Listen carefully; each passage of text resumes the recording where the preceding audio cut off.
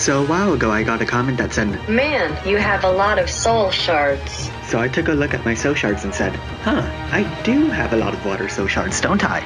Wouldn't it be great if everyone else had this many soul shards? Regardless of how debatable that topic is, I may as well tell you how to save them up. After all, it takes 375 soul shards to bring a unit up to level 85, and 375 isn't exactly a small number. Alright, the first tip, and this might blow your brains, but I think the best way to save them is to first not use them. I decided to run some numbers to prove my concept and show you just how right I am. Now that those socks have been knocked off, I may as well get into the details. Spending elemental soul shards on your newest units is one of the most tempting things in the world, right next to hitting that transmute button when you've got that nice glow. But there are some times you have to consider just how useful the unit will become in the future. Let's take a nice easy decision like Lambert, shoot, already jumped on the bandwagon here, like Gane. I know it's so tempting to shard him because, he's objectively good looking, right? Yeah, let's go with that. Listen, just because he's objectively good looking, that doesn't mean that it's worth it to invest your time into him. Okay, maybe this isn't the best case study. Let's look at Merliness. Now, some of you may have noticed that I've limit broken her up to level 72. Now, why the strange number? Surely I would have gone for at least level 75 so I could have unlocked her third job. Bold of you to assume I had enough of her shards at that time. Yeah, that's right, I used her soul shards rather than my plain old regular water shards to limit break her. Not my finest moment, but let's calm down for a second.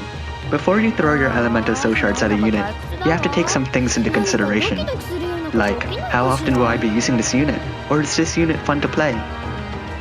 A large part of this will be hinging on your opinion, which is no doubt different from mine. By the way, Gumi does make featured units available for free play as mercenaries. I'm aware that they're easy to gloss over since they don't provide any leader skills, but it's an excellent opportunity to take one with your team and see how they play. In my case, I just don't like Merliness' playstyle. I'm not really the biggest fan of magic teams, though it's really just a matter of perspective. Furthermore, though water is full of fun units like how Ankh ramps up damage with every enemy defeated and Lamia's kit is full of gimmicks to supplement her standard playstyle, I just don't use water teams that often.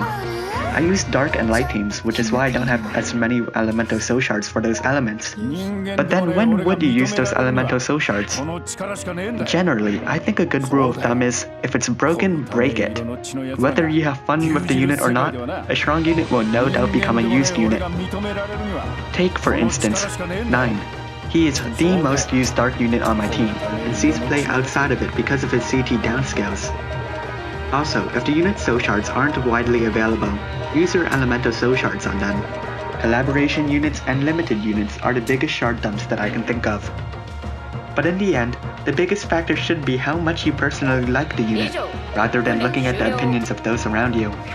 Though investing in a character that might not be the best seems like a huge leap of faith, it's actually the same logic as choosing your favorite character in Mario Kart. I mean, is Yoshi the best character? Absolutely not. But that's not stopping me from choosing that green dinosaur.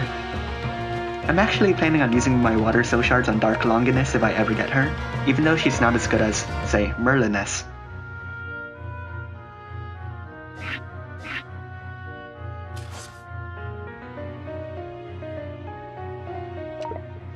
By the way, did you know that Orion is one of the best thunder units in the game? Guess who hasn't limit broken Orion?